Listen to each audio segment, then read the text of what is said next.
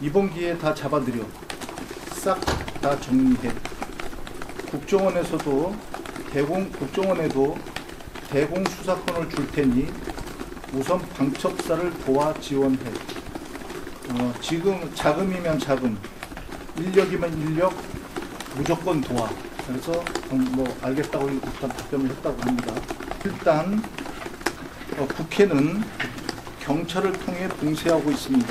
그래서 이게 목표가 국회이구나 라는 예상을 했다고 합니다. 생각을 했다고 합니다. 그러고 나서 선배님 이걸 도와주세요 하면서 체포조가 나가 있는데 소재 파악이 안 됩니다.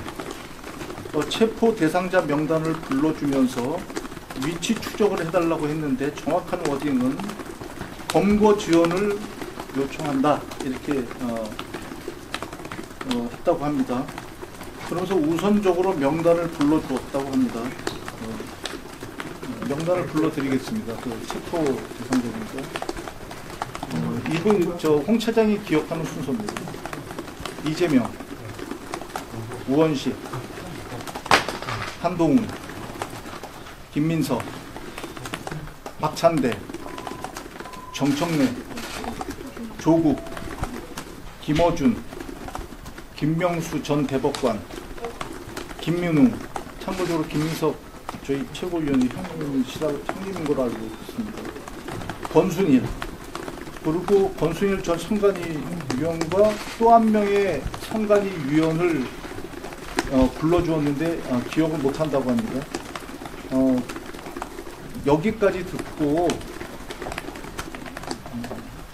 그대로 워딩 그대로 말씀드리겠습니다. 미친 X로구나 그거 생각하고 그 다음부터는 메모를 하지 않았다고 합니다. 네. 김영희 의원을 제외한 나머지들은 다 그 자리에 있어요. 네. 그게 굉장히 위험한 상태다. 저희가 이 상황에서는 그러면 가결될 가능성이 높다고 보시나요? 저는 높다고 봅니다. 현실적으로 그렇게 보는 게 합리적일 거예요. 이건 쿠데타예요. 헌법에 준하는 절차를 무시하고 네. 헌법을 파괴하고 무력으로서 국가를 제패하려고 하는 거잖아요. 어떻게 그 안에서 보수의 명맥을 이어야겠다고 생각하는 사람이 아니라면 찬성을 할 수 있어요. 아니 윤석열 대통령도. 네. 뭐 일단 국민의힘이 그 다음을 생각을 어떻게 하는지 모르지만 지금 현재 윤석열 대통령을 놔두고는 보수가 괴멸할 수 있다는 우려가 상당히 높아요. 윤석열은 편집증과 과대망상이 굉장히 심한 환자다. 이게 알코올에 의해서 훨씬 증상이 심해졌다. 네. 환자 윤석열님은 빨리 사회로부터 격리해서 본격적인 치료를 해야 된다. 아니 본인의 배우자를 사랑하는 것까지는 좋은데 네. 배우자를 보호하기 위해서 보수의 정체성도 버리고 보수당인 국민의힘도 버리고 대한민국도 버리고 국민도 버려도 되겠냐 했는데 네. 그 얘기들이 지금 저는 오고 있다. 현실. 보수 정당이 괴멸하면요 따지고 보면 민주당이 좋을 것 같지만 또 그렇지도 않아요. 그러니까 팽팽한 힘의 네. 균형 속에서 뭔가를 해 나가야만 네. 좀 정상적인 생산물들이 나오는데 한쪽이 모든 걸 다 하고 있으면 그런 정상적인 나라가 안 됩니다. 네. 네, 한없이 가벼운 정치 토크쇼 장르만 여의도 12월 6일 순서 시작하겠습니다. 반갑습니다. 정프로고요. 지난 어제와 그제 제가 약간 좀 얼굴이 많이 붉은 상태로 방송을 좀 했습니다. 뭐 술 먹은 게 아니고 안면 홍조가 좀 도져갔고요. 오늘부터는 조금 차분한 분위기에서 방송을 좀 할 수 있을 것 같습니다. 상황 매우 어려운 상황들이 계속 이어지고 있고요. 그리고 뉴스들도 계속해서 속보가 쏟아지고 있는 상황이라 아마 여러분도 어떤 뉴스들 어떻게 정리해야 되는지 쉽지가 않으실 것 같은데 오늘 신혜영 기자 그리고 세 분의 전문가들과 함께 그 상황들도 좀 잘 분석을 해드리고 앞으로의 또 벌어질 일들도 예측을 해드리도록 하겠습니다.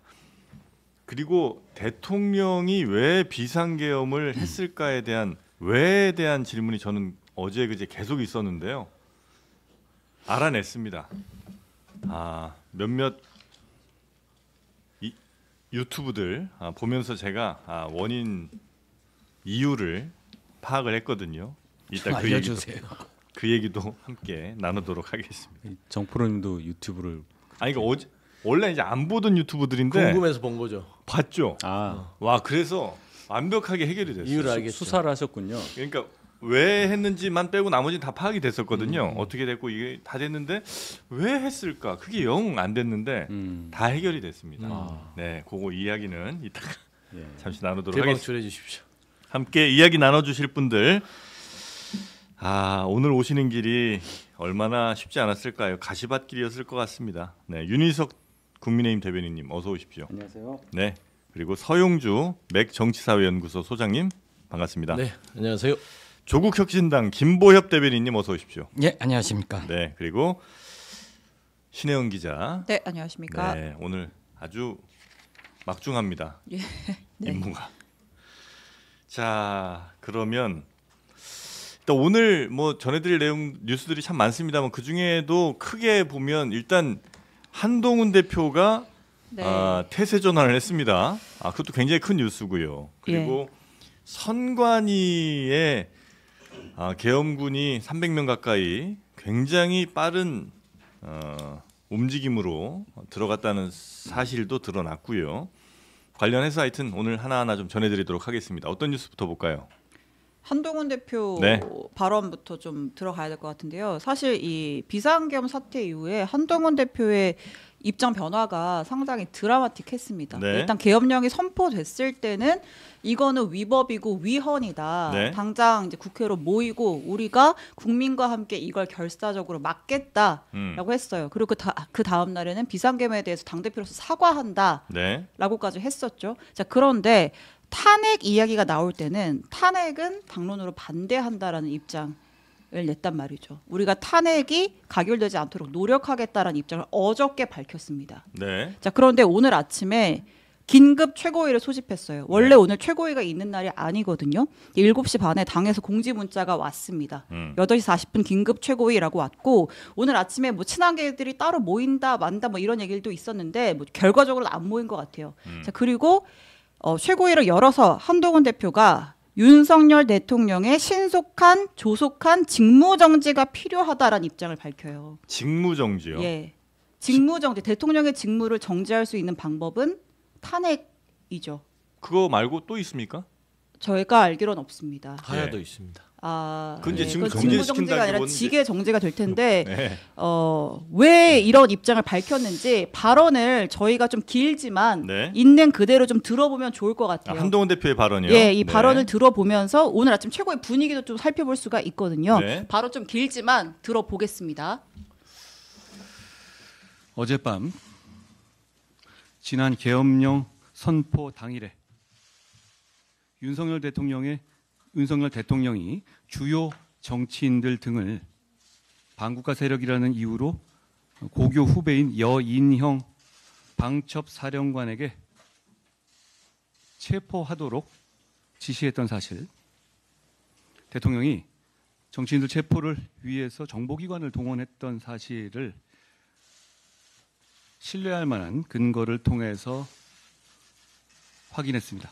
여인형 방첩사령관이 그렇게 체포한 정치인들을 과천의 수감 장소에 수감하려 했다는 구체적인 계획이 있었던 것도 파악되었습니다.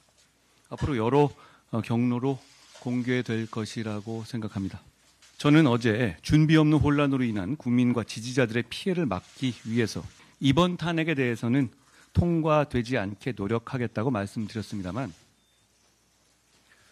새로이 드러나고 있는 사실 등을 감안할 때 대한민국과 국민을 지키기 위해서 윤석열 대통령의 조속한 직무 집행 정지가 필요하다고 판단합니다. 윤석열 대통령이 대한민국의 대통령직을 계속 수행할 경우에는 이번 비상계엄과 같은 극단적인 행동이 재현될 우려가 크고 그로 인해서 대한민국과 대한민국의 국민들을 큰 위험에 빠뜨릴 우려가 크다고 생각합니다. 제가 말씀드리겠습니다. 예, 제가 말씀드리겠습니다. 저는 최고위원으로서 사실관계를 아직까지 확인하지 못했습니다. 그래서 사실관계가 확인되면 그 다음 단계에서 좀 제 결론을 말씀드리는 것이 좋지 않을까라고 생각합니다.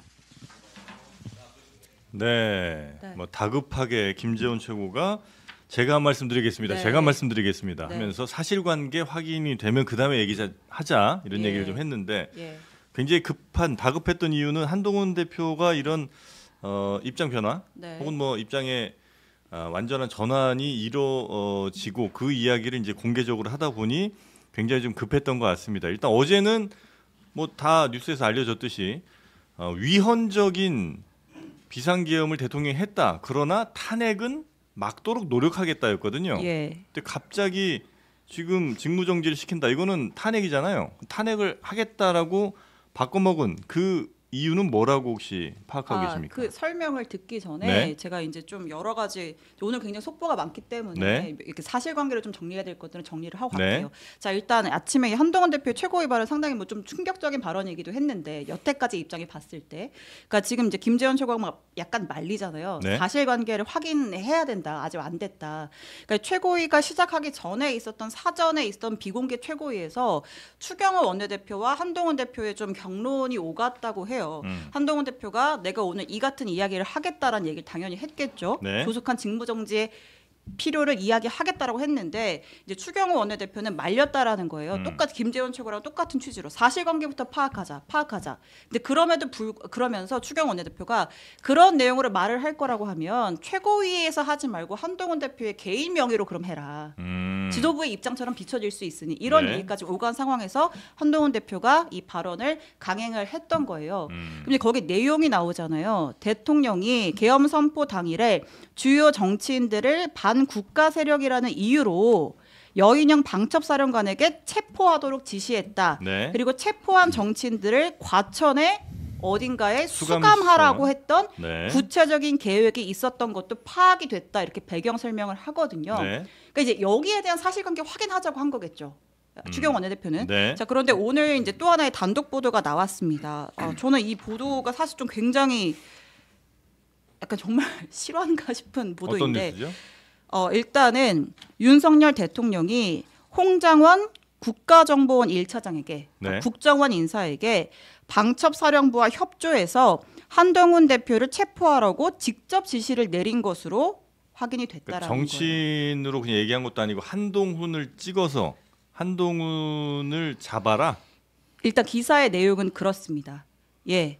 윤석열 대통령이 직접 홍장원 국정원 1차장에게 연락을 해서 국정원에 예, 전화를 했어요? 방첩사와 협조해 한동훈을 체포하라는 지시를 내린 것으로 알려졌다.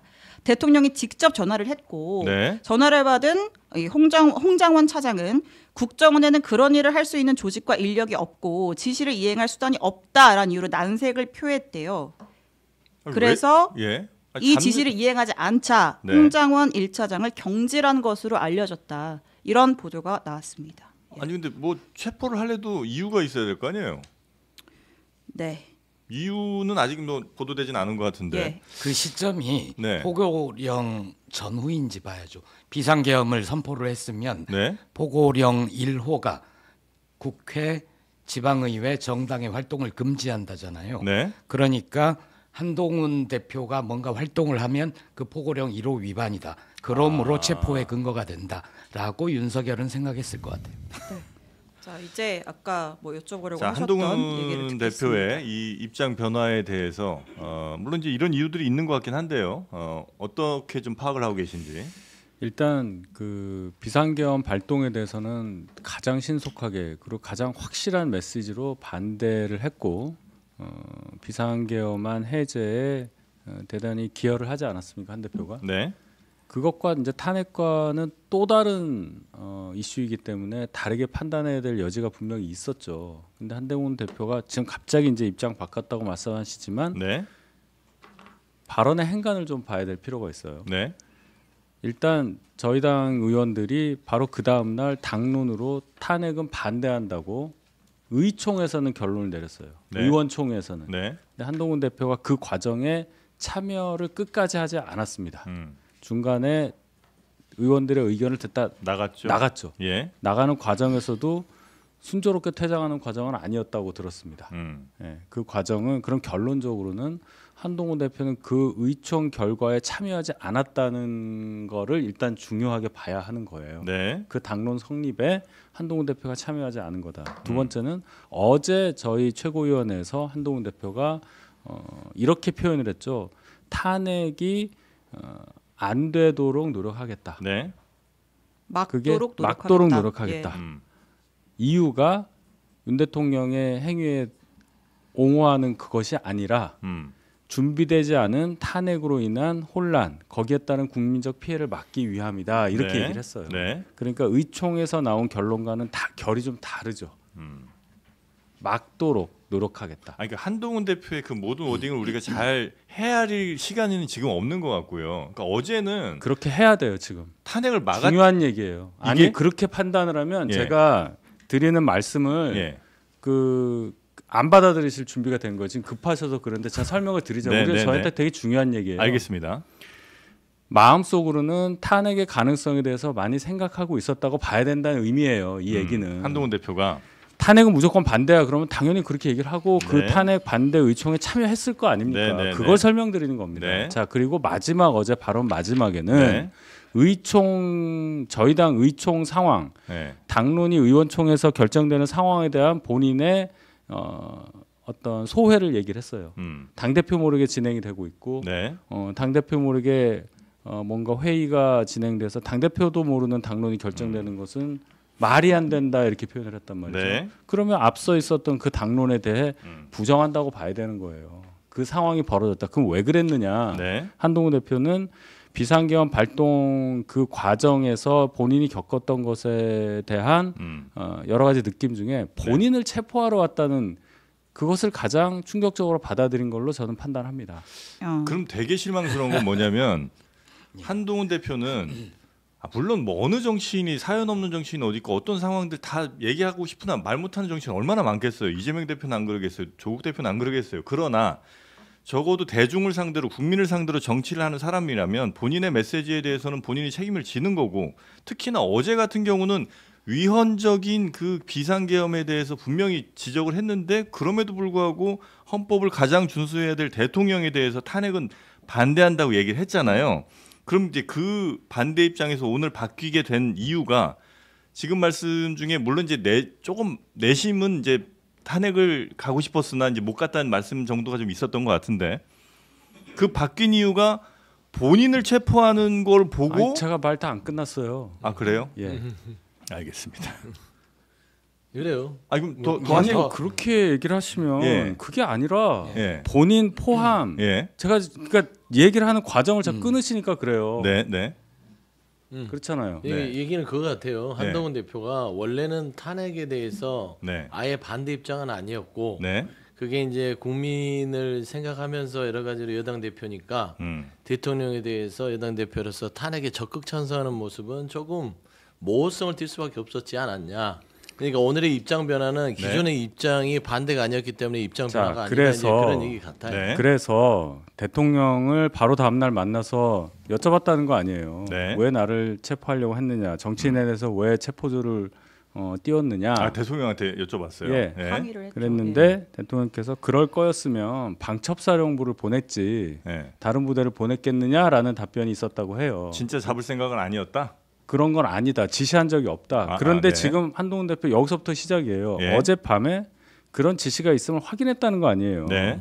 여기서부터는 얘기가 완전히 달라지는 겁니다. 완전히 다른 얘기가 나오기 때문에 네. 한동훈 대표도 그럼 탄핵을 안 할 수가 없다는 입장으로 바뀔 수밖에 없는 거죠.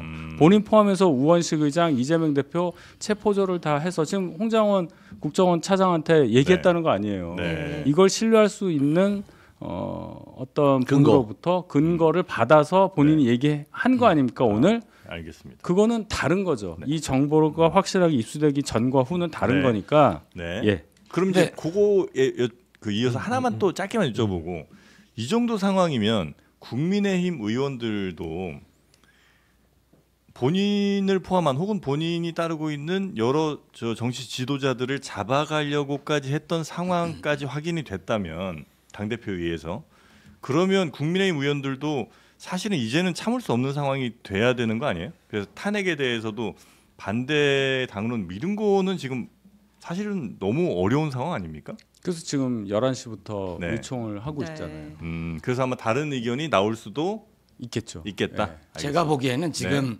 한동훈 대표가 죄송합니다. 입장 변화를 왜 했느냐, 네. 그 결정적인 계기가 무엇이냐, 이건 지금 하나도 중요하지 않아요. 결국 민주당과 야당은 원래 내일 탄핵 소추안 표결을 하려고 했는데 네. 한동훈 대표를 비롯해서 국민의힘 의원들 상당수가 탄핵 소추안에 찬성할 가능성이 보이면 네. 그걸 미룰 이유가 없다. 지금은 언제든 2차, 3차 비상계엄을 선포할 대단히 위험한 상황이어서 네. 하루라도 빨리, 1시간이라도 빨리 윤석열로부터 군 통수권을 빼앗아야 된다. 직무 정지를 시켜야 된다. 네. 그렇다면 오늘이라도 탄핵소추안 표결을 나서야 하는데 정말 한동훈 대표의 입장이 바뀐 게 탄핵소추안 가결 투표로까지 이어질 것이냐, 그렇지 않으냐, 네. 이게 가장 중요한 것 같아요. 그 2차 계엄 뭐 아마 그럴 일은 설마 없을 거라고 생각은 합니다만 거기에 대한 우려를 야당에서는 어떤 뭐 레토릭으로 하시는 거예요? 아니면 진짜로 실질적인 위협 같은 거를 많이 감지를 하고 계십니까? 그런 정보는 제가 보기엔 민주당이 많을 것 같아요. 네. 네. 예. 징후들이 충분하다라고 하는 이유는 네. 윤석열 대통령이 불법적인 계엄을 해놓고 나서 거기에 관련자들의 군 인사 조치를 하지 않고 있습니다. 그러면 그대로 작동시키면 네. 말하자면 김용원 전 국방부 장관이 퇴역을 했다 하더라도 네. 그 지위에 없다 하더라도 이번에 비상계엄 자체도 윤석열 대통령과 국방부 장관 둘이서 뚝딱뚝딱 한 거 아니에요. 네. 안보실 자체도 배제시키고 비서실장도 없고요. 그렇게 봤을 때는 그 어떤 일이 벌어질지 어떻게 합니까? 이거는 오늘 한동훈 대표가 언급한 내용 중에 있어요. 그 비상 사태가 또 없을 거라는 보장이 없다는 식의 큰 우려를 가지고 있다. 극단적인 행동이 재현될 우려가 크다. 우려가 떠오고 여당 대표도 얘기를 하는 거잖아요. 그건 네. 뭐냐면 제2의 비상계엄이 있을 수도 있다라는 우려는 네. 여당 대표도 가지고 있는 것입니다. 그렇기 때문에 이거는 즉각적인 직무정지라는 것은 돌이켜 보면 여당 대표의 말만 제가 해석하면 네.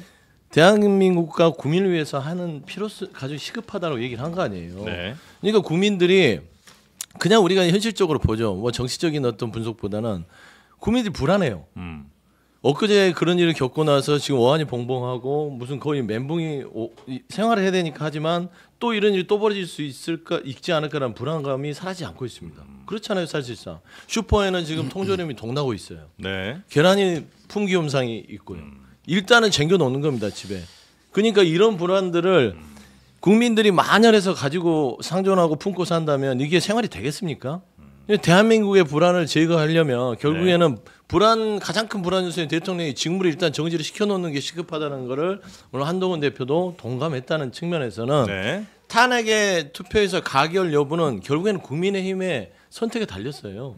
그러면은 비상계엄 자체에 네. 대해서 정치적으로 해석을 해서 부결을 시킬 것인지 네. 아니면 정말 대한민국의 국민들의 불안감을 해소하기 위해서 정말 그 국회의원으로서의 마지막 양심과 책임을 다할 것인지는 국민의힘이 이제 몫이다. 이 정도 된 상황에서 예를 들어 다시 뭐 계엄 사령부 꾸리고 군인들 동원하면 군인들이 그 말은 좀 들을까요?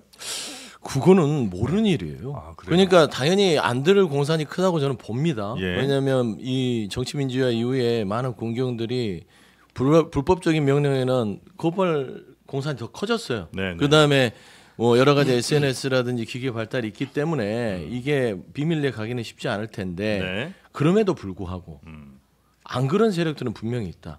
왜 그러냐면은 그 군 내부에서도 네. 충성파들이 있을 수 있는 거 네, 아닙니까? 네, 네, 그렇기 네. 때문에 저는 그런 불행한 사태들이 뭐 승리는 하진 않겠지만 그런 의도가 그래도 그런 일이 발생하면 대한민국의 여러 가지의 불안감은 더 높아지잖아요. 네. 그래서 이거를 왜 고민을 합니까? 그러니까 위법적인 비상계엄을 선포한 자가 그 자리에 앉아 있고 네. 그 지시를 따라서 시행한 자들이 김용현을 김용원 전 국방장관. 네. 김용현을 제외한 나머지들은 다 그 자리에 있어요.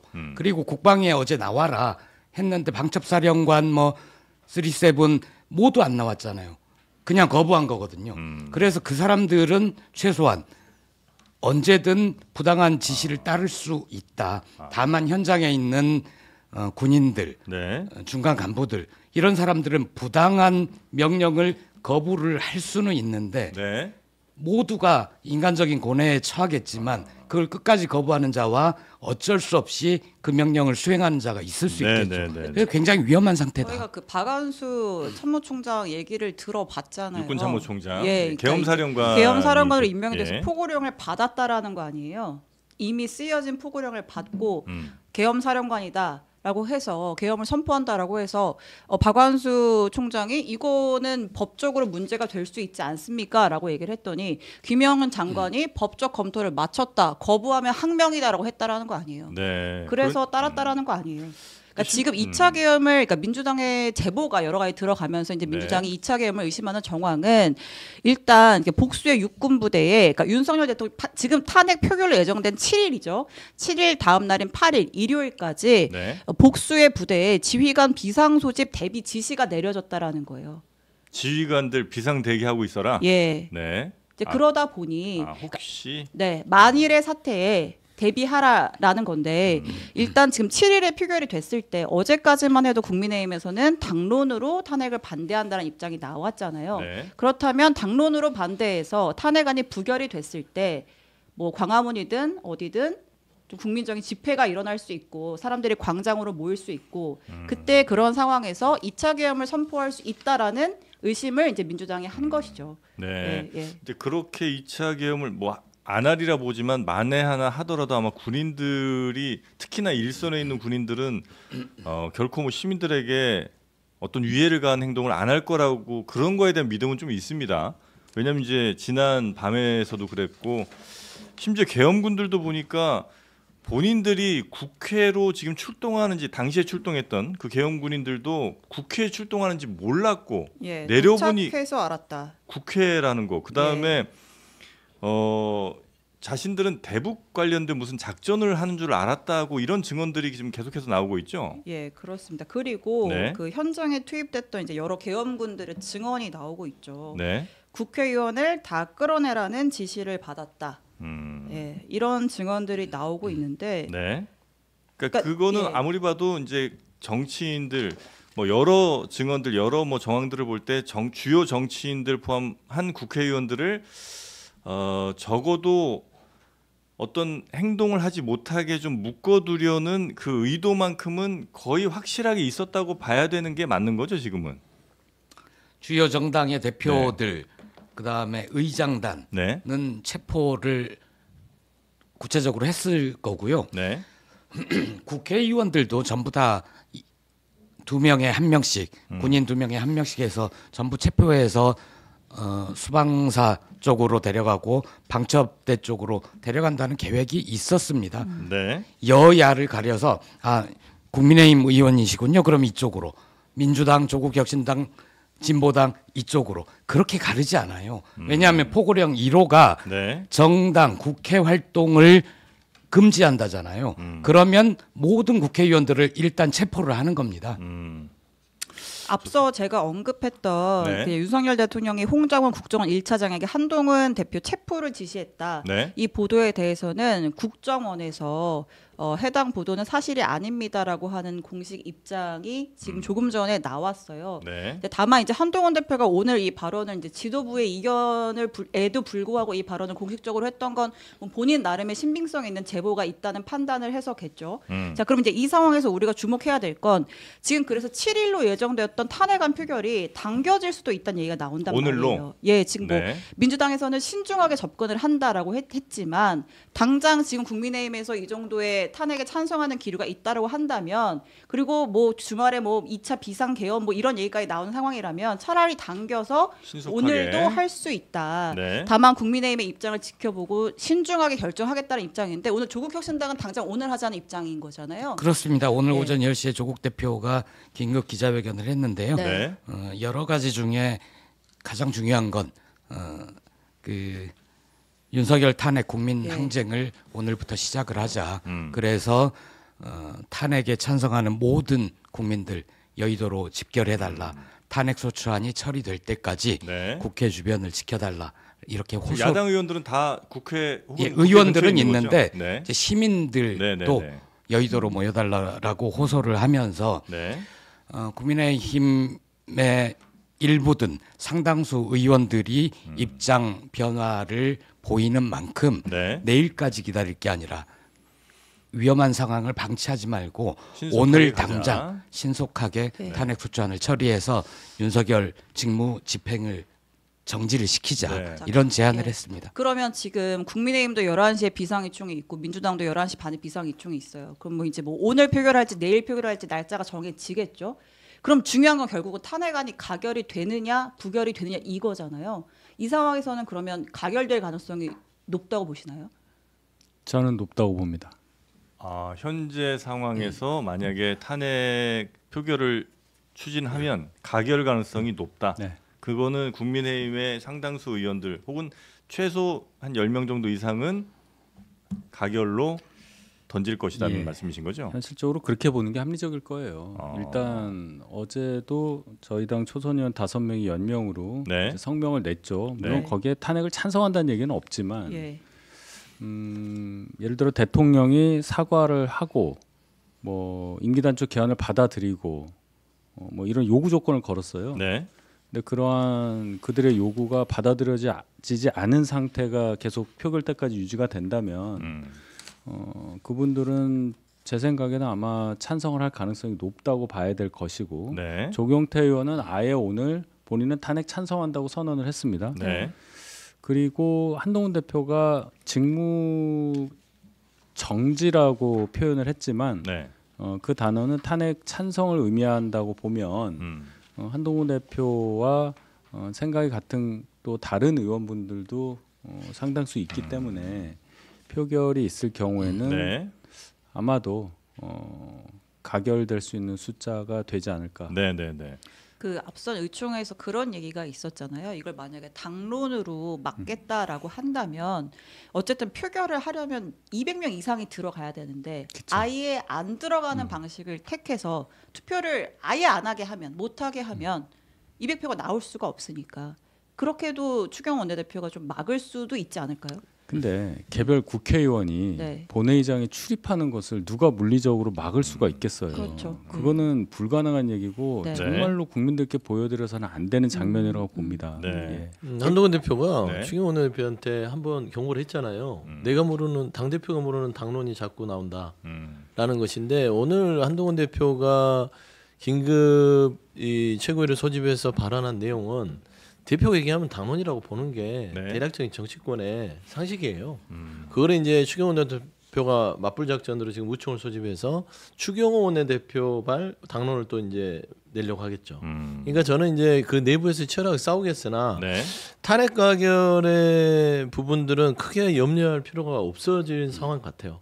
그냥 한동훈 대표의 발언이 탄핵의 찬성이라고는 안 했으나 네. 직무의 정지라는 말을 나름대로 큰 정상적 사고를 한다면 이게 탄핵에 가결하라는 거지 부결하라는 거로 받아들일 의원들은 없을 거 아니에요. 네. 그러면 표 개선만 해도 당사파가 그 당시에 60명 정도라고 추경호 원내대표 얘기로는 60명이에요. 그다음 60명 아니었나요? 무슨 파요? 당사에 머물렀던 당사파. 당사파 거기 예. 추경호파라고 해야 되나요? 네. 당사했던 60명. 아니. 그다음에 국회파, 본회의 불참파, 불참파. 그다음에 저기 본회의장파 여기 한동훈 대표를 따라갔던 18명. 네. 그러면 한 88명에서 90명이에요. 근데 108석이잖아요. 그럼 18명은 가운데서 이것도 아니고 저것도 아니고 움직이지 않았단 소리예요. 그렇지 않을까요? 네. 그러니까 뭐 그러니까 어디에 갔든지 간에 네. 그러면 적극적으로 움직이지 않았다는 걸 보면 최소한 한동훈 대표랑 본청에서 비상계엄을 부결시켰던 그러니까 해제를 의결했던 이 18명은 거의 가결에 참석한다는 가정하에 60 빼고 네. 나머지가 남지 않아요. 외국 가셨던 분들 몇 분 외국도 계세요. 있고 하니까 외국 출장도 가서 있었어요. 돌아와서 보니 외국에서는 더 잘 보여요 객관적으로. 네. 그래서 저는 가결하는 데는 큰 문제는 없을 것 없을 것 같다. 이게 가결이 네. 될 때 200석을 넘느냐, 201석, 2석 이렇게 가결되지 않습니다. 가결될 때는 확 넘어가거든요. 240 뭐 이렇게. 2016년에 박근혜 탄핵 때도 네. 민주당과 탄핵에 찬성하는 정당 의석수는 160, 70석밖에 되지 않았어요. 그런데 234명의 의원들이 찬성을 해서 네. 탄핵안이 가결됐거든요.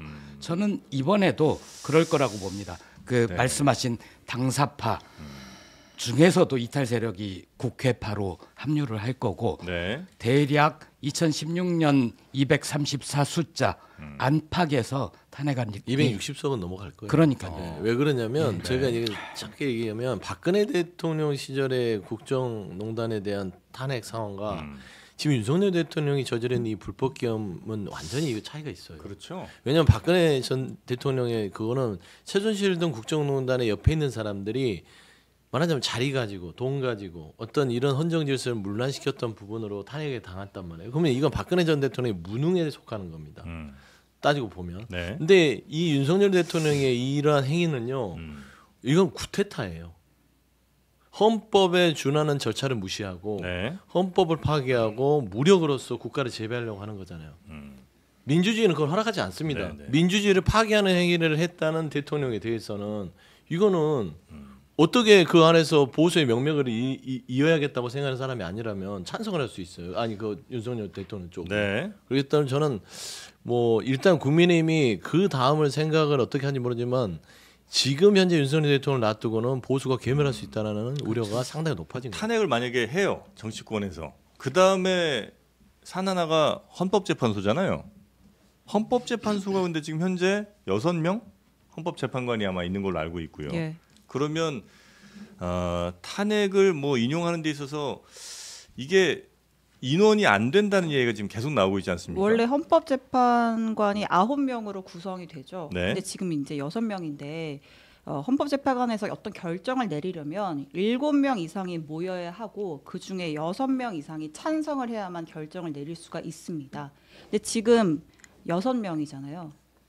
그럼 원칙적으로는 헌법재판소에서 탄핵 관련 결정을 내리기가 어려운 상황인 거죠.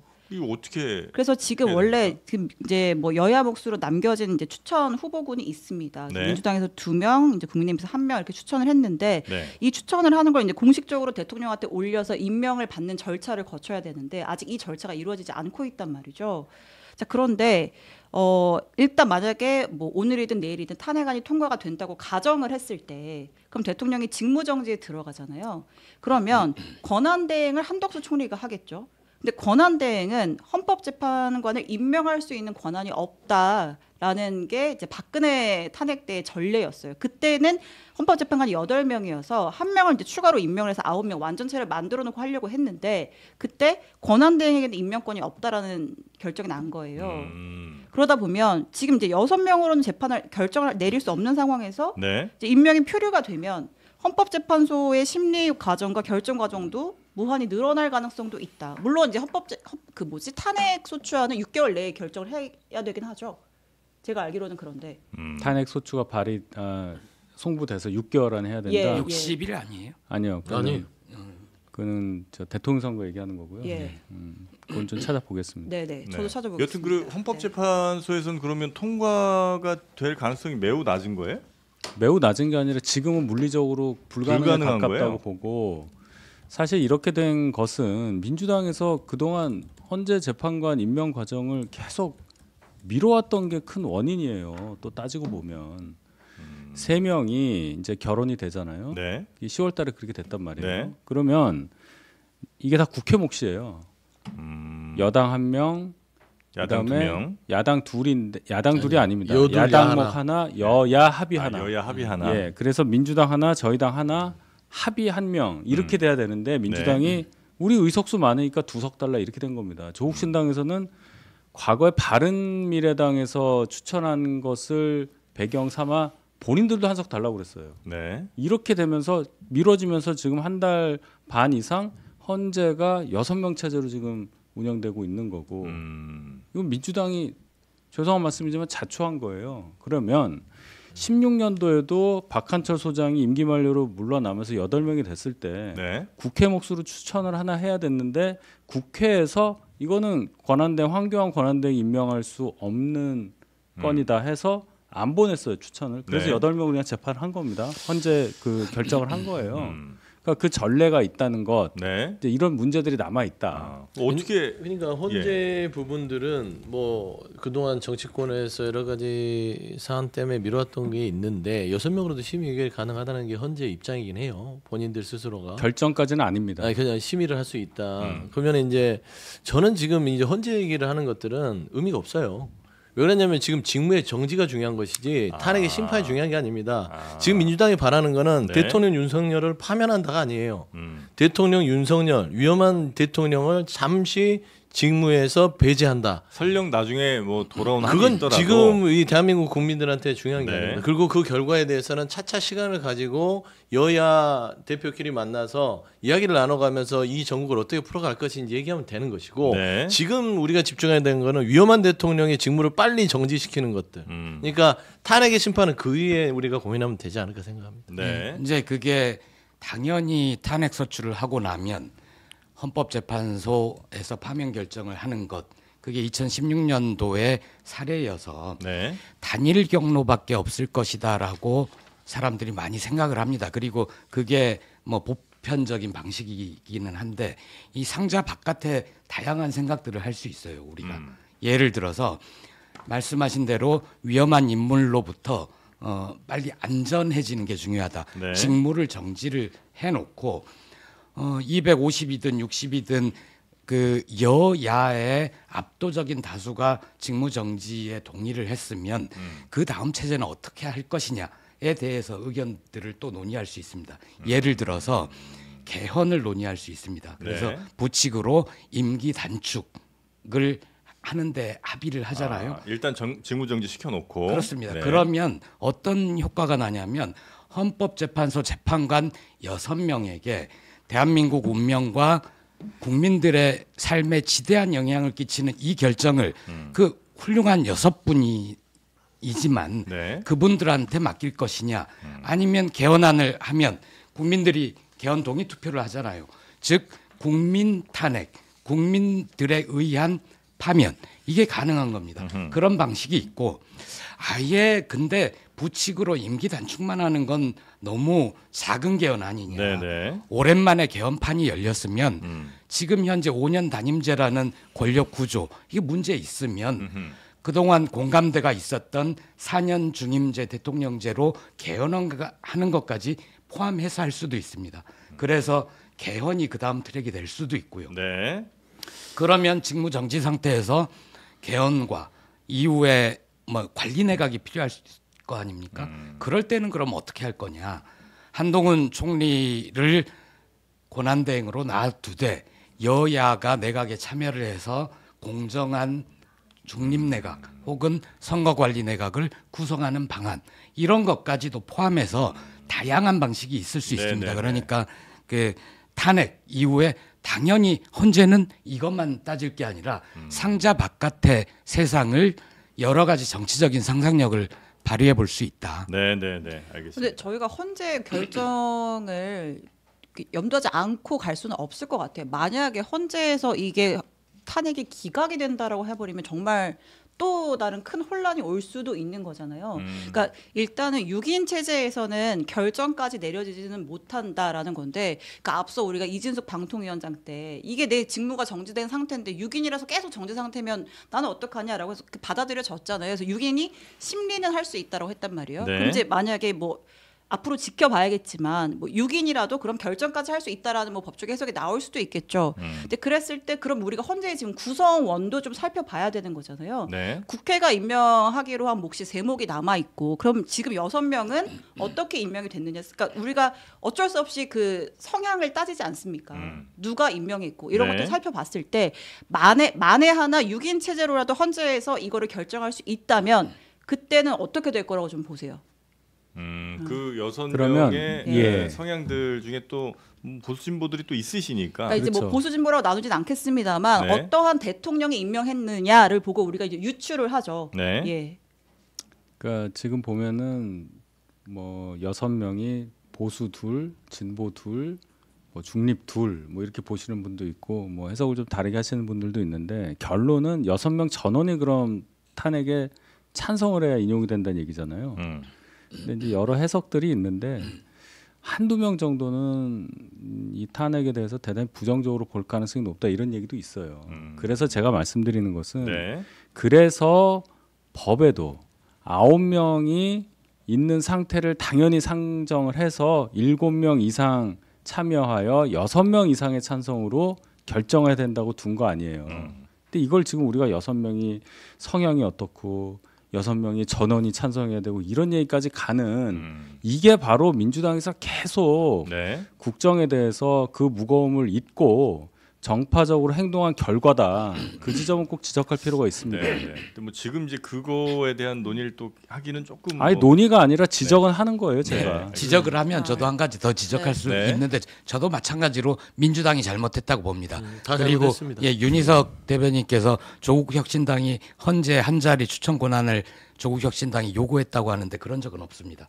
그런 적은 없고 네. 그래요? 합리적인 해법은 네. 그 여야 민주 국힘 한 명씩 추천을 하되 나머지 한 자리 가지고 계속 싸우니까 그럴 바에야 그러면은 교섭단체 하나씩 하고 비교섭단체 한 곳에 추천 권한을 주면 된다라는 논의가 있었지만 공식적으로 조국혁신당이 그 추천 권한을 우리 달라라고 요구한 적은 한 번도 없습니다. 죄송합니다. 그러니까 네. 지금 보면 헌재 간단하게 정리 드리면 헌재는 지금은 논의를 해야 될 거는 맞을 것 같은데 네. 그건 중요한 게 아니고 지금 이재명 대표께서 한동훈 대표에게 여야 대표 회동을 좀 해서 네. 탄핵 이후에 전국에 대해서 좀 논의를 할 부분이 있다라는 어떤 그런 메시지를 던진 것 같아요. 네, 네, 네. 그러면 거기에 너 모든 것들이 좀 녹아져 내릴 거니까 네. 일단은 토요일 날 네. 지금 불법 계엄에서 이런 거의 내란의 수준까지 올라간 대통령의 직무를 정지시키는 부분까지만 집중하는 게 좋을 것 네, 같습니다. 알겠습니다.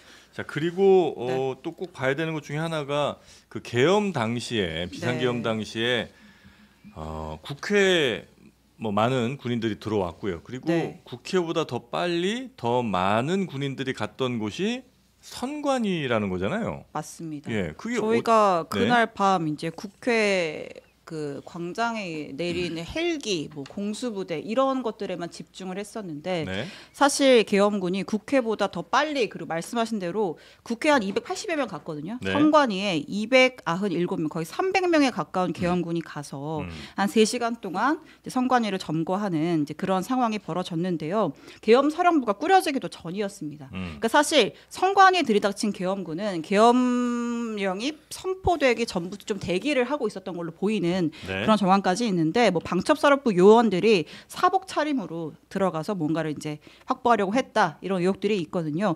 어제 국방위에서 관련 질문이 있었는데 좀 들어보겠습니다. 네. 2시 30분 계엄군 10여 명이 중앙선관위 청사 내에 투입되었고 같은 시각 경찰 10여 명이 청사 밖에 정문 출입 통제를 실시하였습니다. 사복 차림의 방첩사 인원들이 선관위에 진입한 거 알고 계십니까? 모릅니다. 그러니까 패싱 당한 거예요. 네, 선관위에 계엄군들이 들어가서 그 이제 네. 국회에서는 뭐 물론 약간의 몸싸움이 좀 있긴 했었습니다만 핸드폰을 뺏는다거나 뭘 압수한다거나 이런 게 없었는데 선관위에서는 그런 행동들을 한 것 같더라고요. 네. 제가 그 네. 선관위 부분을 대략적으로 예측을 했는데 네. 거의 맞췄어요. 왜냐하면 예. 선관위를 왜 들어갔지? 여기에 선거와 무슨 관련이 있지? 지금 계엄과 선관위가 했는데 이게 생각해 보니까 결국에는 대통령이 이 비상계엄을 선언하면서의 내용과 연관이 좀 맞아요. 북한 세력, 종북 세력, 네, 반국가 반국가 세력. 세력. 국회는 범죄자 집단 소굴이 돼버렸습니다.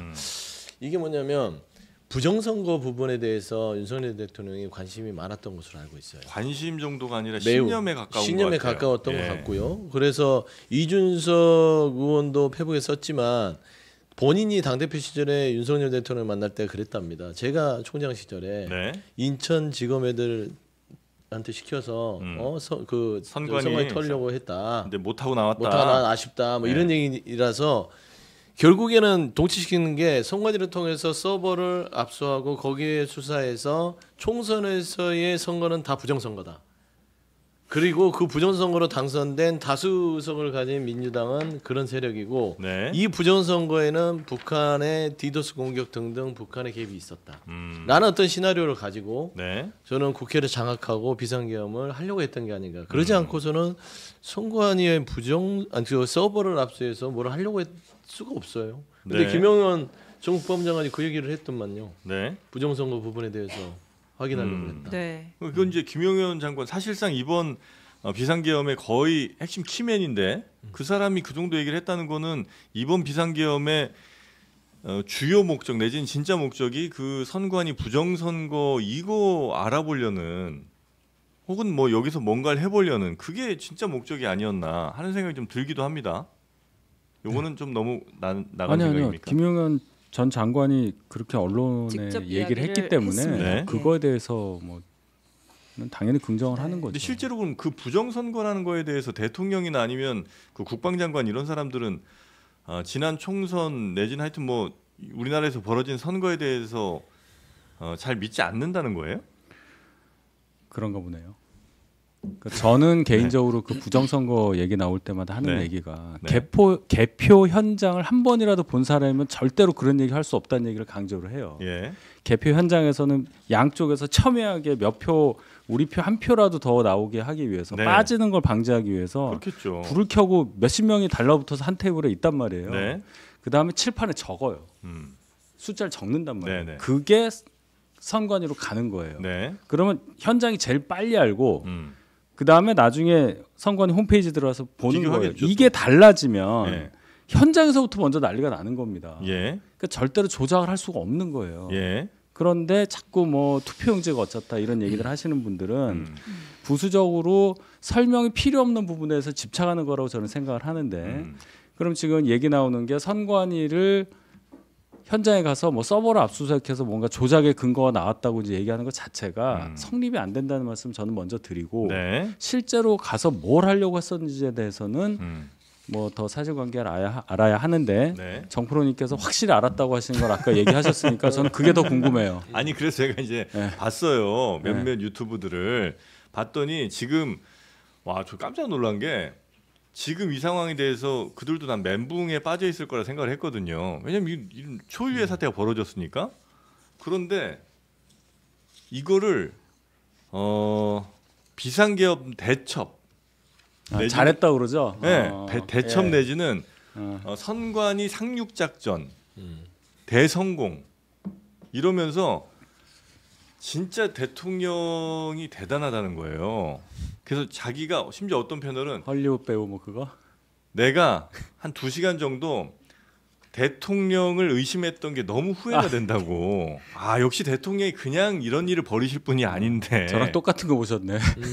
와 너무 놀랐어요. 더한 것도 있어요. 그러니까 국회로 시선을 네, 돌린 맞아요. 다음에 성공격서. 여기서 한 거 보면 네. 정말 헐리우드 배우 뺨치는 맞아요. 전략이었고 정광훈 얘기잖아요. 예? 정광훈 그게 얘기. 기사에도 막 나와요. 예, 그리고 본인이 스스로 미끼가 됐다는 거예요. 대통령이 스스로 미끼가 돼서 나를 던져서 이 나라를 위해서 이 나라를 구하기 부정선거로부터 나라를 구하기 위해서 스스로가 미끼가 됐다 이런 표현까지 있더라고요. 그러니까 그 얘기가 있다는 건 그 전부터 그들은 계속 이제 부정선거에 대한 이야기를 끊임없이 생산해냈을 거 아니에요. 이런 증거 저런 증거 사실은 증거도 아닌 거지만 네. 증거인 척하는 것들 이런 것들을 계속해서 얘기했고 거기에 꽤 많은 신뢰를 보내거나 혹은 거기에 완전히 설득이 됐고 그래서 그거에 대한 확신으로 왜냐하면 도저히 2024년에 대한민국에서 비상계엄을 이 시기에 갑자기 할 일이 없잖아요. 근데 이 어마어마한 일을 벌인 거는 그만한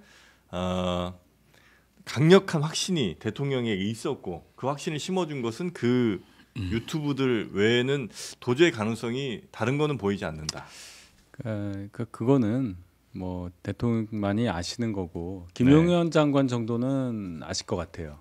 본인이 계획을 해서 이유가 알려줬으니까. 근데 확신이 알려줬겠죠. 있든 없든 위헌이에요. 계엄군을 통해서 수사의 필요성을 확보하려고 그렇죠. 했다라는 게 김용현 장관의 설명이잖아요. 네. 계엄군은 수사기관이 아니에요. 그렇죠. 예. 그러니까 이제 검찰이 수사를 못하니까 비상계엄을 해놓고 나서 군 수사기관으로 네. 해서 제대로 하겠다라는 의지인데 참 이거는 그 뭐 발상의 위헌이라는 기계하고 해계한 건데 네. 잘 보세요. 보면 이 선관위의 디도스 공격 이게 북한 공작설이라는 얘기들은 너무나 오랫동안 있었고요. 실제로도 있었습니다. 공격이 해킹 시도되는 부분들 재보궐선거 총선 이런 데 있었기 때문에 네.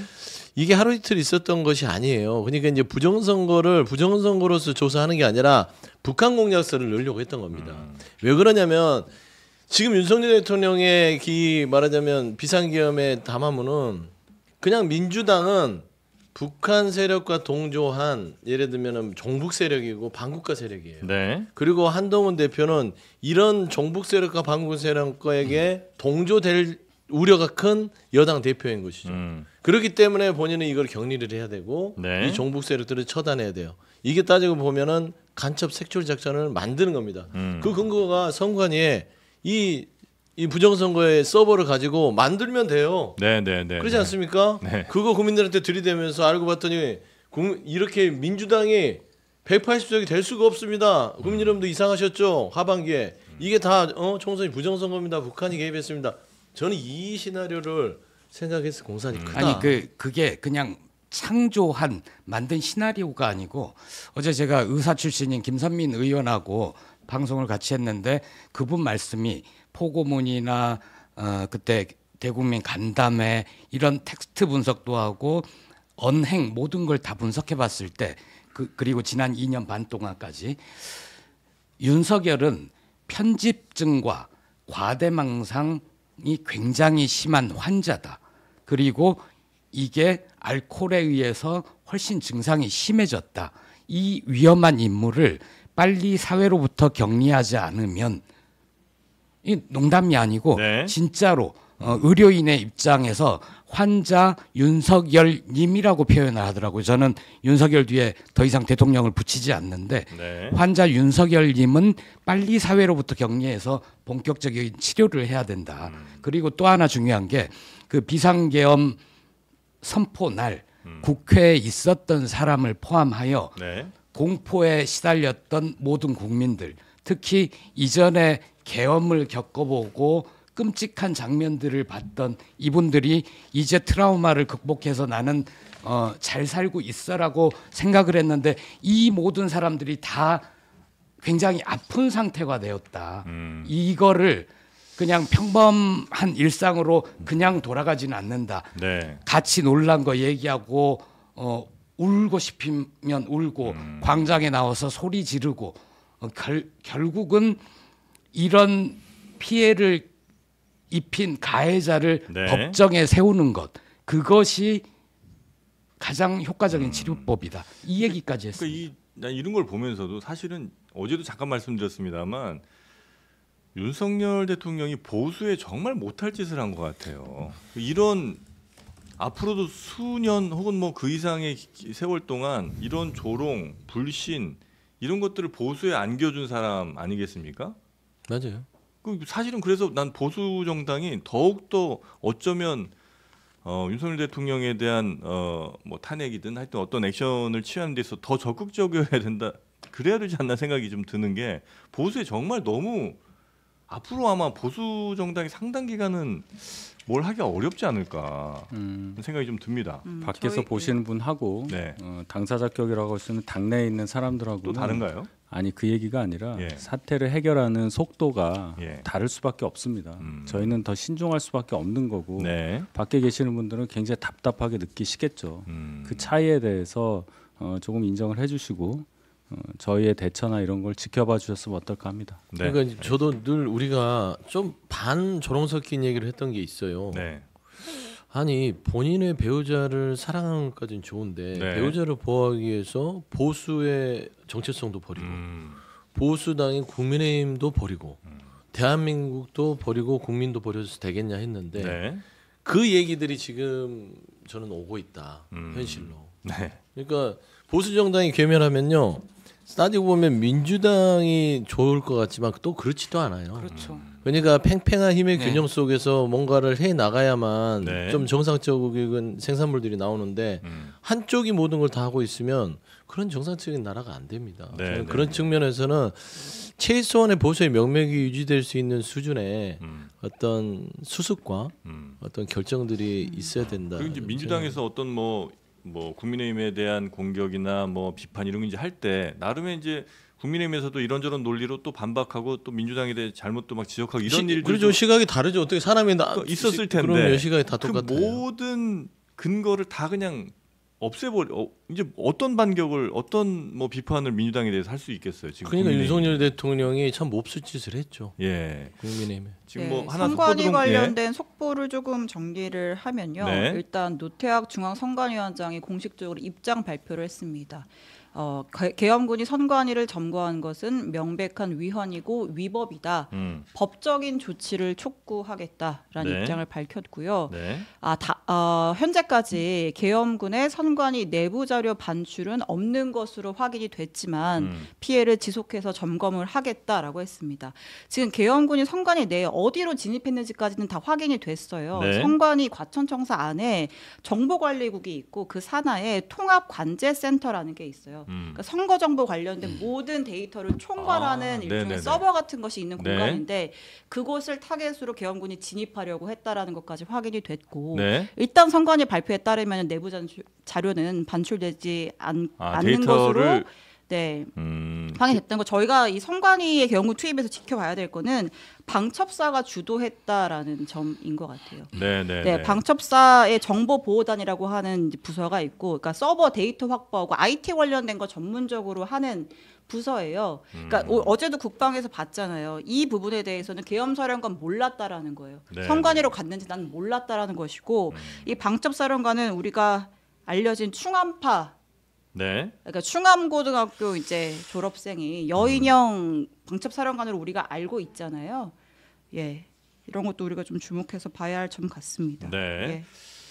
아니 뭐 물론 이제 다행이긴 합니다만 국회에 갔던 혹은 뭐 이 선관위 갔던 이 작전들도 되게 좀 어설픈 모습들을 좀 보여주는 것 같아서. 그리고 참, 지금 그 특전사령관 인터뷰가 있었나 봐요. 네. 언론사와 특전사령관이 인터뷰를 한 모양인데 관련한 속보가 나오기로는 장관으로부터 의원들을 끌어내라는 지시를 받았다. 네. 그리고 국회, 선관위, 김어준의 뉴스공장을 통제하라는 임무를 받았다. 국회와 선관위와 김어준 씨 뉴스공장. 네. 이게 주요한 걸 여기 보면 네, 지금 곽종근 특전사령관이 오마이뉴스와 인터뷰를 한 내용인 것 같고요. 네. 이 계엄 중 707 특임단, 특수임무단이 이제 국회에 투입이 됐잖아요. 관련해서 윤석열 대통령에게 전화를 받았다. 네. 네, 이런 이야기들을 하고 있습니다. 보면 국회의원 있잖아요. 밖으로 빼라는 지시에 대한 판단. 네. 여기 해당 지시가 위법 가능성이 있다고 판단해서 명령을 하면 경우 문제가 될 것을 인지했으나 명령을 받았다는 거죠. 네. 국회의원들 끌어내라.